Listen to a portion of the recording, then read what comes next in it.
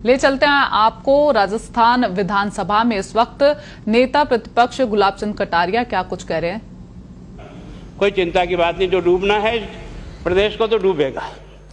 मतलब 10 वर्ष में चाहे मेरा सरकार रही हो चाहे आपकी रही हो, किसी मैं स्वयं शिक्षा मंत्री हूँ, अपराधी होऊंगा, कोई चिंता की बात नहीं।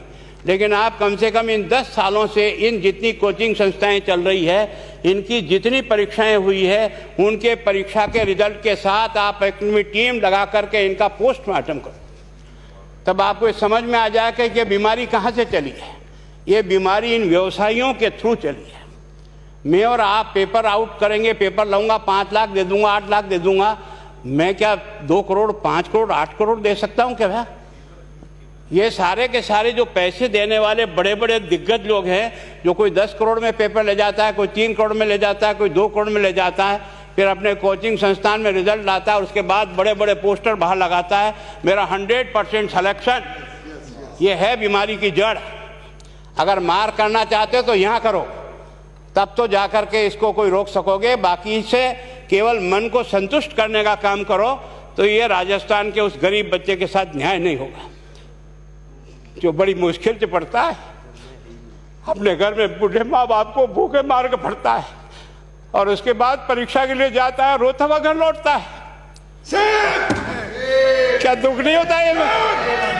हम लोगों के मन में कोई रहम नहीं है कि आखिर उस बच्चे का क्या होगा जो अपनी बड़ी पीड़ा के साथ पढ़ रहा है। इन सारे पैसे वाले लोगों के पास में आपने सारी सरकारी नौकरियों को भेज दिया। मैं बहुत कड़वा सच बोल रहा हूं। आज जो पिछले 8 साल में नौकरी में लगे ना, उन सब का भी पोस्टमार्टम कराओ, आपको लगेगा आधा फर्जी मामला निकलेगा। कोई है नहीं, कोई सोचने वाला है इस पर कि आखिर उसके दर्द को कौन जानेगा, है ना। जिस प्रकार से हमने परीक्षा के माध्यम से इन पैसे वाले लोगों को उतार करके सारे के सारे उन गरीबों की आशाओं के ऊपर पानी फेर दिया। रात और दिन पड़ता है, भूखा प्यासा पड़ता है, घर बेच करके पढ़ता है, खेत बेच करके पढ़ता है, लेकिन जब उसका सिलेक्शन नहीं होता तो जहर खा के मरता है। कोई इस पीड़ा को समझने के लिए तैयार नहीं है। और हम इस कानून को ला करके दुनिया को बताना चाह रहे हैं कि हमने इतना बड़ा कानून कर दिया, इस कानून से कुछ भी नहीं होगा। मैं आज आपको कह रहा हूं, ये जो आपने नए प्रावधान जोड़े हैं, मैं सोचता हूं कि मुझे कुछ बोलने की इच्छा नहीं, मुझे बहुत दुख है इस बात का। क्या होगा ये?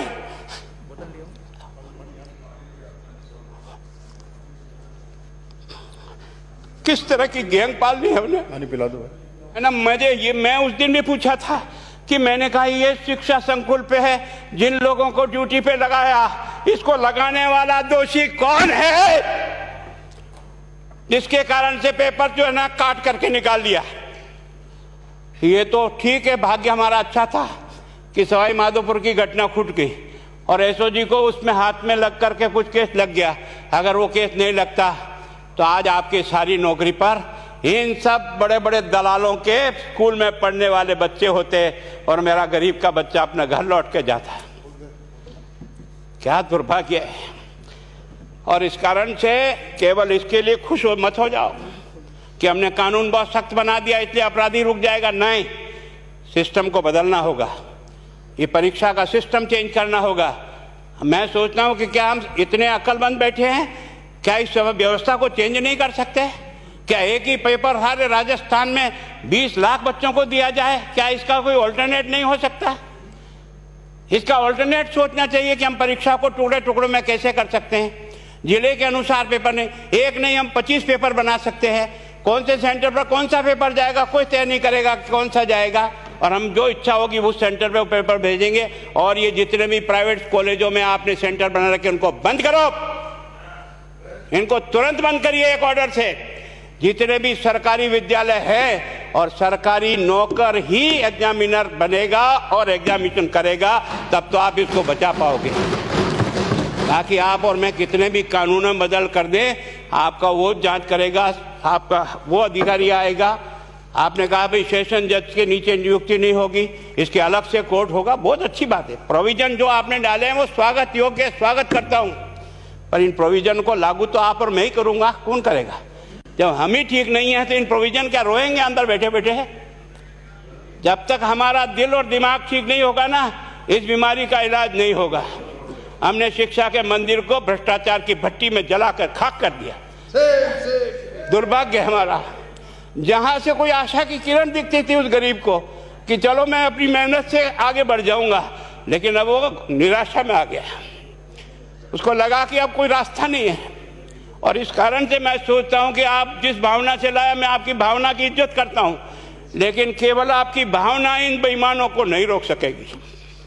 इसको रोकने के लिए हमको सिस्टम को बदल करके और तुरंत उस पर ध्यान करना चाहिए। कानून 302 का बना हुआ है, क्या मर्डर रुक गए? आप भी जान रहे हो, रोज के रोज पोक्सो कोर्ट में आजीवन कारावास हो रहा, क्या व्यभिचार रुक गया है? अपराधी को दंड मिल सकता है, अपराध बंद नहीं हो सकता है। अपराध बंद करने के लिए जो सिस्टम होते हैं उस सिस्टम में चलो। एकमात्र इस देश में भ्रष्टाचार की भट्टी में देश जल रहा था। केवल और केवल एक तरह से प्रत्येक व्यक्ति का खाता खुलवाकर देश के प्रधानमंत्री में सारा का सारा बेनिफिट उसका सीधा खाते में डाला। बेईमानों को चोट लगी नहीं लगी, उस तरफ अपना दिमाग बचाओ, उस तरफ अपना दिमाग लगाओ। किस बीमारी का इलाज कहाँ है और कैसे हो, इस बारे में चिंता करने की कोशिश करो। मैं कई बार इधर सीकर और इधर गया तो मैं सोचता हूँ कोचिंग संस्थान की बिल्डिंग देंगे ना तो टोपी गिर जाए नीचे से। क्या चीज़ है यार, भगवान ने क्या लक्ष्मी वहीं बरसाई है। और जो बाकी संस्थाएं, उसका कारण यह है कि हमने अपनी दुकान को इतनी कमज़ोर कर दी है कि जहाँ बच्चे अच्छी तरह से शिक्षा लेकर के हम जैसे गरीब पढ़ करके यहाँ आ गए, अब वो रास्ते नहीं हैं। और इस कारण से मेरी बहुत विनम्र प्रार्थना है, इस बीमारी का इलाज चाहिए बच्चे को, कानून से नहीं होगा, कानून के अलावा होगा। और उसमें आप करें। धन्यवाद। Thank you. माननीय मंत्री महोदय।